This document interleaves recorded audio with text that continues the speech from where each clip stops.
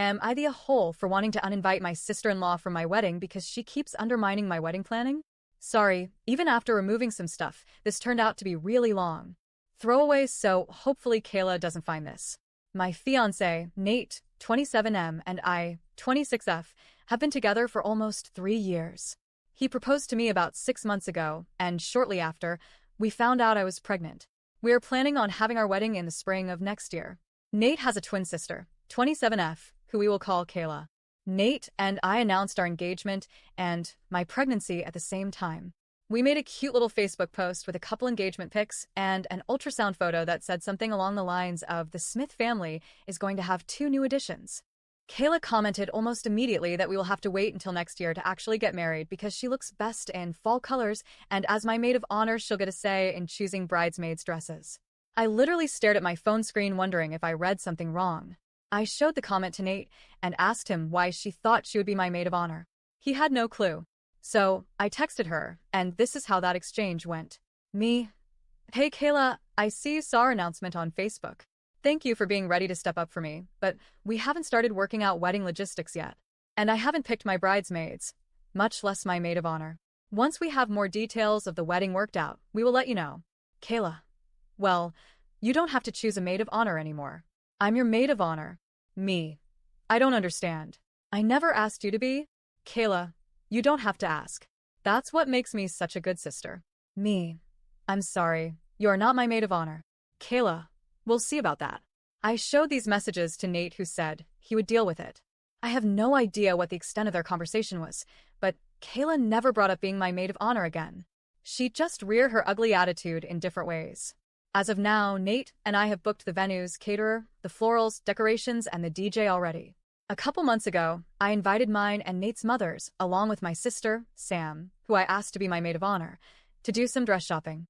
Kayla found out from her mom and invited herself to tag along. We started by looking for a dress for Sam. I wanted my bridesmaids in a pretty pastel yellow, but Sam's is going to be more golden. Kayla would not shut up about how yellow is such an ugly color, and I should go with pink or blue instead. She even grabbed a bunch of pink and blue dresses to try on herself. I tried my best to ignore her while her mother entertained her bizarre ideas. Sam and my mother were making constant comments about how it's my wedding and if Kayla isn't going to be helpful, she should just leave. Unfortunately, she didn't, and I am too nice to kick her out in front of my MIL, who I already have a strained relationship with. Our mothers were able to shop for their dresses with little interference from Kayla, but as soon as I started trying things on, she had all sorts of things to say.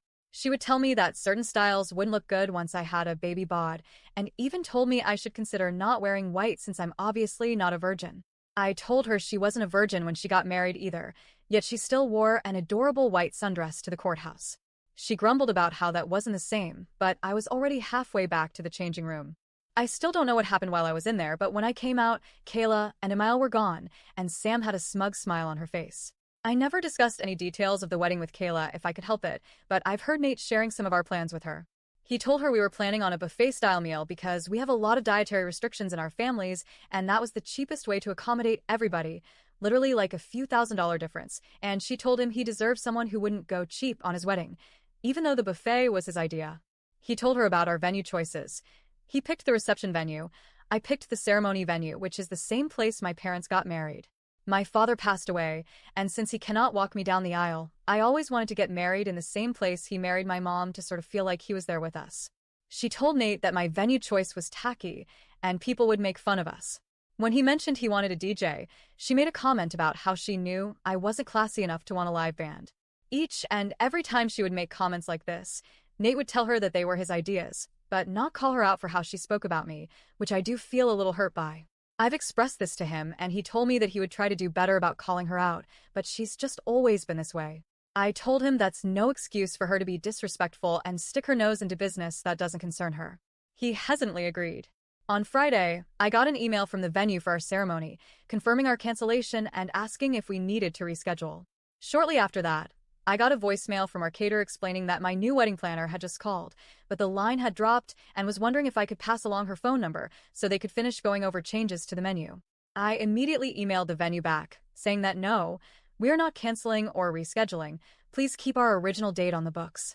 I called the caterer, who explained that a woman had called and said she was my new wedding planner.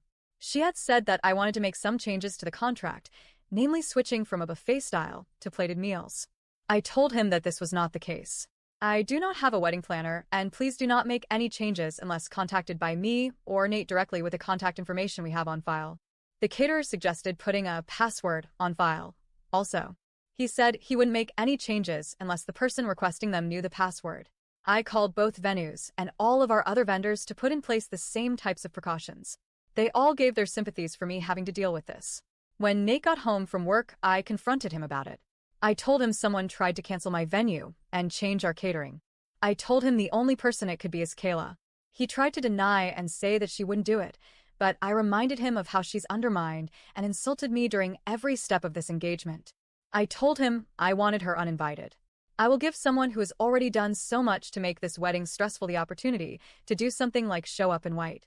He fought me on this, but I basically told him that I felt disrespected by him over how he is allowing Kayla to treat me. I'm his partner and the mother of his child. My feelings and comfort should be more important to him than his sister's childish antics. We met with her for lunch earlier today, and once we got dessert, he asked her if she was trying to make changes to our wedding plans. She said, and I quote, "Well, yeah. It's the maid of honor's job to make sure the bride is making the right decisions." Before Nate could even say anything, I told her she is not my maid of honor, and even if she was, that would not give her the authority to undermine our decisions and make changes to the wedding plans and budget behind our backs. She said she didn't see what the big deal was since her grandmother had offered us a pretty large chunk of change as a present to help pay for the wedding. I told her again, the wedding budget is none of her business. She tried to argue, but I just cut her off. I told her that her behavior regarding our wedding thus far has been nothing but disrespectful and insulting. I told her trying to cancel my venue had crossed the line and she was no longer invited to the wedding. She seemed absolutely shocked by this. She looked at Nate, waiting for him to defend her. And then he did. He looked at me and said, "Why don't we give her one more chance?" I asked if he was kidding. He said no. That Kayla was only doing what she thought was best for us, and now that we've told her that it wasn't okay, we should give her a chance to correct her behavior. I didn't even respond. I just got up and left. I went and got in my car and drove home, thinking to myself if he wanted to side with his sister, then he could rely on her to get home. I ignored him trying to get a hold of me. Once at home, I packed a small bag and left for Sam's house. I told her everything, and she told me I could stay as long as I needed to. But now she's at work for the night, and that's where I am now. Trying to process what just happened. Trying to figure out when I became second place in Nate's life. Trying to figure out if there's any way to fix what he just broke in me.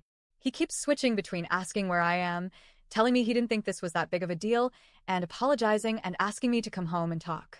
I don't feel ready to talk to him just yet. I'm still too upset, and I feel like I'll do or say something I will regret, like call off the wedding altogether. I just told all my vendors that we aren't canceling the wedding, but right now I kind of want to. I don't know if it's my hormones making me feel crazy or if I'm valid in how hurt I'm feeling. I just don't know what to do or what to think. So, am I the a-hole for not wanting to give her a second chance? Or is my fiancé right that she deserves a chance to prove herself before she's uninvited from the wedding altogether? TLDR, my sister-in-law continues to insult my wedding choices and tried to cancel my venue and change my catering contract. I want her uninvited. My fiancé wants to give her another chance now that we've told her this behavior is unacceptable.